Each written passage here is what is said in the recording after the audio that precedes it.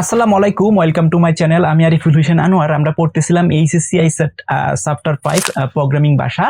প্রথম লেকচারটা আমার কাছে, এটা হচ্ছে আমার সেকেন্ড লেকচার। এই লেকচারে আমরা কথা বলবো সেটা হচ্ছে বিভিন্ন প্রজন্মের প্রোগ্রামিং ভাষা বা বিভিন্ন জেনারেশনের যে প্রোগ্রামিং ভাষাগুলো হয়ে থাকে সেগুলো নিয়ে আমরা একটু কথাবার্তা বলবো।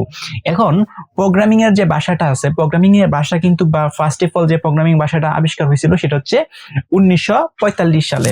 1945 সালের পর থেকে রাইট নাও এটা হচ্ছে 2026 সাল রানিং।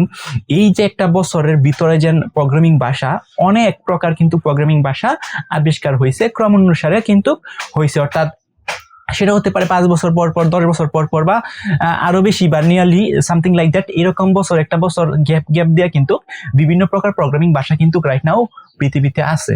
সো এই যে প্রোগ্রামিং ভাষাগুলো আছে 1945 সাল থেকে 1960 সালের ভিতরে যে প্রোগ্রামিং ভাষাগুলো আবিষ্কার হয়েছে, সেই প্রোগ্রামিং ভাষাকে কিন্তু আমরা বিভিন্ন ক্লাসিফিকেশনে বা বিভিন্ন জেনারেশন বা বিভিন্ন প্রজন্মের উপরে ভাগ করে আমরা সাজাইতে পারি। ওকে, সো ফার্স্ট অফ অল প্রথমেই সেটা হচ্ছে প্রথম প্রজন্মের ভাষা, যেটাকে আমরা ইংরেজিতে বলি ফার্স্ট জেনারেশন প্রোগ্রামিং ল্যাঙ্গুয়েজ। এই ফার্স্ট জেনারেশন প্রোগ্রামিং ল্যাঙ্গুয়েজ 1945 সালে আবিষ্কার হয়েছিল এবং এটাকে বলা হয় মেশিন ভাষা।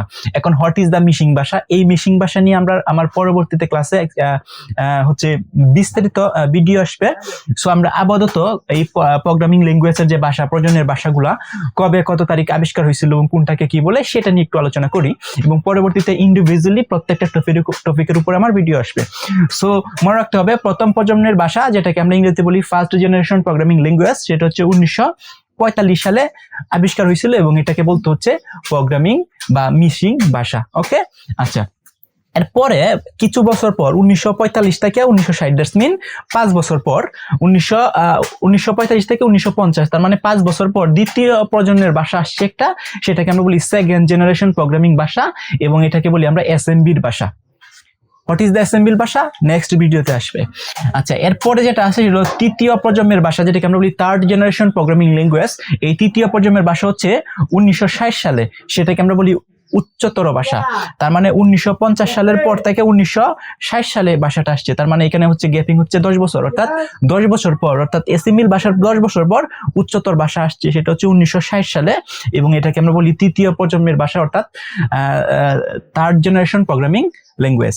আচ্ছা, তারও কিছু বছর পর এখানে কত আছে? 1960, দ্যাটস মিন চতুর্থ প্রজন্মের ভাষা মানে হচ্ছে ফোর্থ জেনারেশন প্রোগ্রামিং ল্যাঙ্গুয়েজ, সেটা হচ্ছে 1970 সালে। এটাকে আমরা বলি অতি উচ্চতর ভাষা। অতি উচ্চতর ভাষা, তার মানে উচ্চতর ভাষাটা হচ্ছে আমাদের তৃতীয় মানে থার্ড জেনারেশন প্রোগ্রামিং ল্যাঙ্গুয়েজ, সেটা হচ্ছে 1960 সালে আসছিল। তার মানে চতুর্থ পর্যায়ের ভাষা হচ্ছে 1970 সালে আসছে। তার মানে হচ্ছে এখানে ওই যে গ্যাপিংটা আছে সেটা হচ্ছে 10 বছর, অর্থাৎ 10 বছর লেটার কিন্তু অতি উচ্চতর ভাষা আসছে। মানে হচ্ছে উচ্চতর ভাষার একটা আপডেট ভার্সন হচ্ছে অতি উচ্চতর ভাষা, সেটা হচ্ছে 1970 সালে আসছে। ওকে, আচ্ছা। এরপরে পঞ্চম প্রজন্মের প্রোগ্রামিং ভাষা হচ্ছে যেটাকে আমরা বলি ফিফথ জেনারেশন প্রোগ্রামিং ল্যাঙ্গুয়েজ। এখন এই ফিফথ জেনারেশন প্রোগ্রামিং ল্যাঙ্গুয়েজটাকে আমরা বাংলাতে বলতেছি পঞ্চম প্রজন্মের ভাষা, সেটা হচ্ছে 1980 সালে আসছিল, এবং সেটাকে আমরা বলি স্বাভাবিক ভাষা বা ন্যাচারাল ল্যাঙ্গুয়েজ। ওকে, স্বাভাবিক ভাষা বা ন্যাচারাল ল্যাঙ্গুয়েজ। এখন এটা কিন্তু আসছিল পঞ্চম প্রজন্মের ভাষা, এবং এটা হচ্ছিল 1980 সালে। তার মানে 1970 এর পরে 1980, তার মানে এইখানে যে গ্যাপিংটা আছে, এই গ্যাপিংটাও কিন্তু 10 বছর, অর্থাৎ 10 বছর পরে কিন্তু এই স্বাভাবিক ভাষাটা আসছে বা ন্যাচারাল ভাষাটা আসছে। সো এই যে বিভিন্ন প্রজন্মের প্রোগ্রামিং ভাষা 1, 2, 3, 4, 5 প্রকার প্রোগ্রামিং যে ভাষাগুলো আছে, সেই ভাষাগুলোকে আমরা বিভিন্ন প্রজন্মের জন্য ভাগ করি বা জেনারেশনের জন্য ভাগ করি, তাহলে কিন্তু এভাবে আমরা পেতে পারি। ওকে, সো এই হচ্ছে বিভিন্ন প্রকারের প্রোগ্রামিং ভাষা।